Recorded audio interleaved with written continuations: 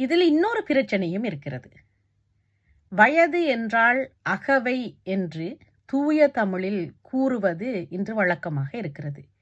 உனக்கு எத்தனை அகவை என்று கேட்டால் எனக்கு 5 அகவை, 30 அகவை, 90 அகவை என்று கூறுவது வழக்கம். ஆனால் அகவை என்ற அந்த வயதை பிறந்த நாளுக்கு கூறக்கூடாது. இன்று நான் பார்க்கும் சமூக வலைத்தளங்களில் ஏன் எனக்கு கூட அகவை நாள் வாழ்த்துகள் என்று தெரிவிக்கிறார்கள் உறவுகள். அகவை நாள் என்று சொன்னால் வயது நாள் என்று பொருள்படுகிறது. நான் ஆரம்பத்திலே சொன்னது போல அகவை என்றால் வயது. அப்ப அகவை நாள் வாழ்த்துகள் என்றால் வயது நாள் வாழ்த்துகள் என்றுதானே பொருள்படும். ஆகவே பிறந்த நாள் வேறு, அகவை வேறு.